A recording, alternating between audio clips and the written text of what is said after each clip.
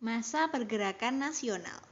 Pergerakan nasional ini merupakan istilah yang digunakan untuk menyebut satu fase dalam sejarah Indonesia, yakni masa perjuangan mencapai kemerdekaan pada kurun waktu dari 1908 sampai 1945.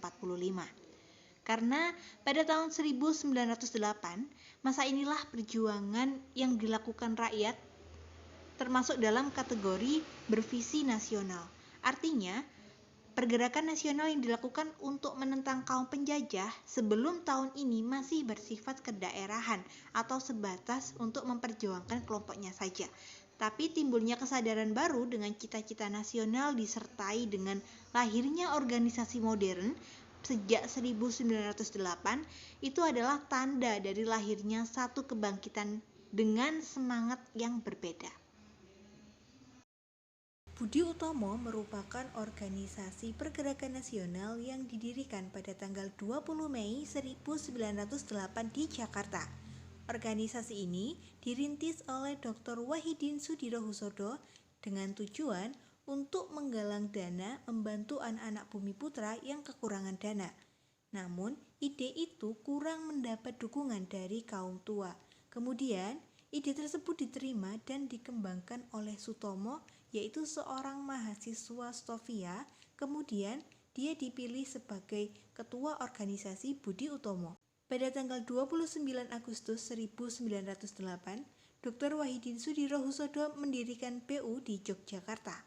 Setahun kemudian, pemerintah Hindia Belanda mengakui Budi Utomo sebagai organisasi yang sah pada Desember 1909. BU mulai kehilangan wibawanya pada tahun 1935 karena Budi Utomo bergabung dengan organisasi lain menjadi Partai Indonesia Raya atau Parindra.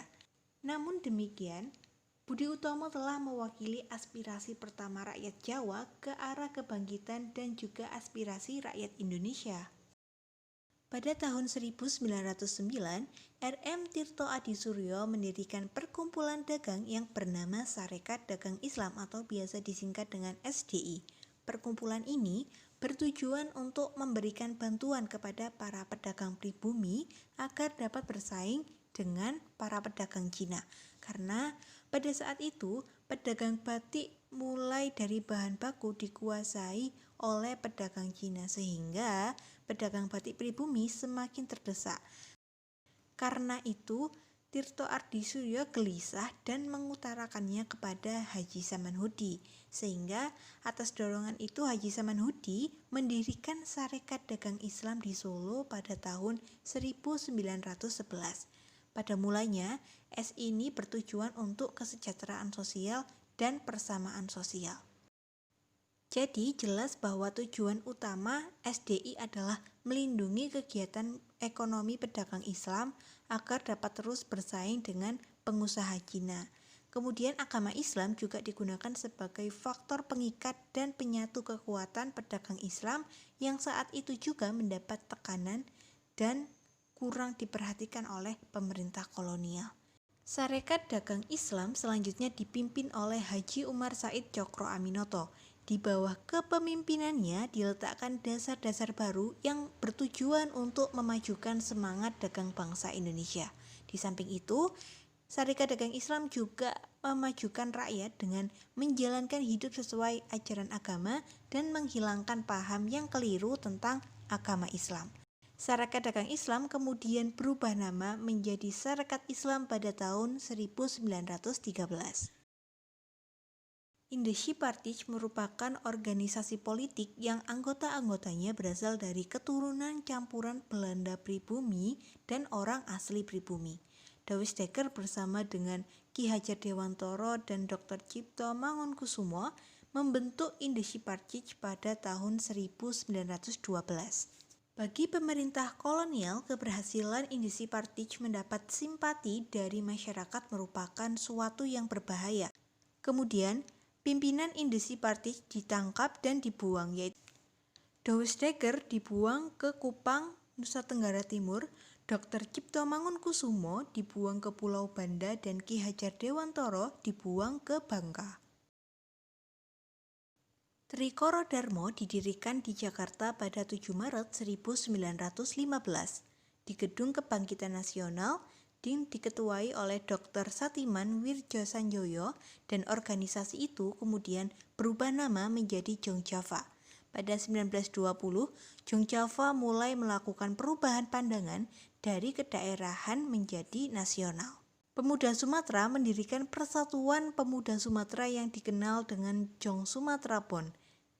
Didirikan pada tahun 1917 di Jakarta dan persatuan ini bertujuan untuk memperkukuh hubungan antar pelajar yang berasal dari Sumatera. Jong Minahasa, Jong Calabes, dan Jong Ambon, perkumpulan ini kemudian berfusi dalam Indonesia Muda. Di samping itu, juga muncul Perhimpunan Pelajar-Pelajar Indonesia atau PPI pada 1925 oleh mahasiswa Jakarta dan Bandung. Di Bandung, pada tahun 1927, berdiri Jong Indonesia. Organisasi ini sudah bersifat nasional. Kemudian, para pemuda ini mengadakan Kongres Pemuda I pada 15 Agustus 1926.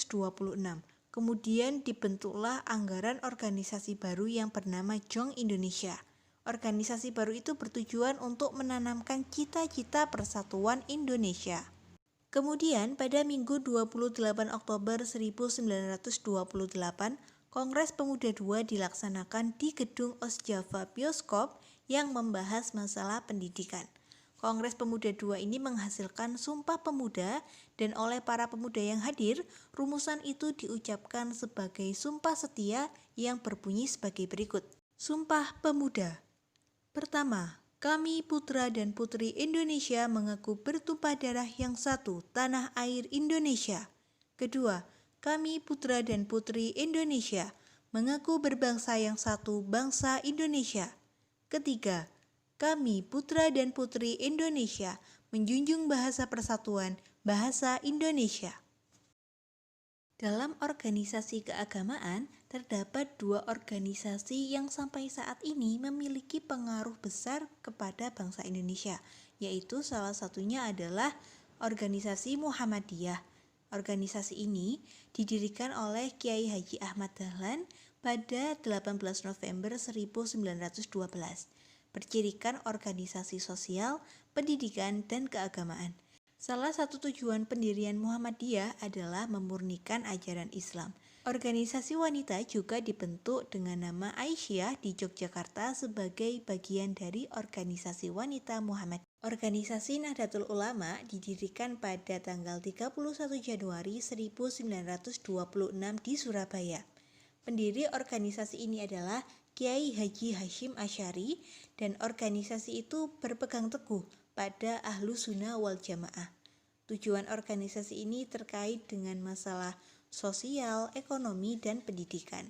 Nahdlatul Ulama juga mendirikan organisasi wanita NU yang diberi nama Muslimat dan organisasi pemudanya yang diberi nama Ansor. Selain Muhammadiyah dan Nahdlatul Ulama, ada beberapa organisasi-organisasi keagamaan lainnya sebagai berikut.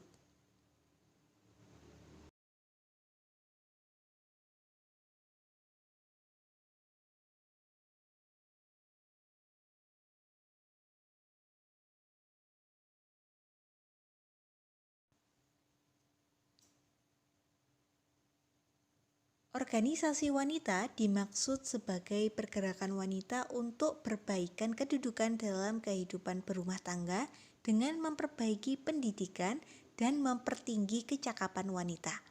Pada tahun 1912, berdiri organisasi Putri Mardika di Jakarta. Tujuannya adalah untuk membantu bimbingan dan penerangan pada gadis Bumi Putra dalam menuntut pelajaran dan mengemukakan pendapat di muka umum, serta memperbaiki hidup wanita sebagai manusia yang mulia. Kemudian, Kartini Fonds didirikan oleh Nyonya C.Th. van de Venter. Perkumpulan ini didirikan pada 1912 dengan tujuan untuk mendirikan sekolah Kartini.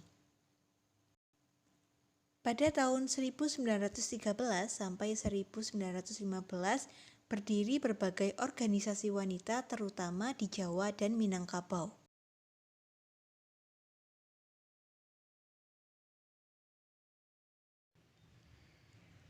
Perhimpunan Indonesia. Para pelajar Hindia yang berada di Belanda mendirikan organisasi Indische Vereniging. Organisasi itu didirikan oleh R.M. Noto Suroto, R. Panji Sostrokartono, dan R. Husein Jada Diningrat. Semula, organisasi itu bergerak di bidang sosial dan kebudayaan sebagai ajang bertukar pikiran tentang situasi tanah air. Organisasi itu juga menerbitkan majalah yang diberi nama Hindia Putra dengan dipimpin Iwa Kusuma Sumantri, J.P. Sitanala, Muhammad Hatta, Sastra Mulyono, dan D. Mangkunkusumo. Nama perhimpunannya diganti lagi menjadi Perhimpunan Indonesia.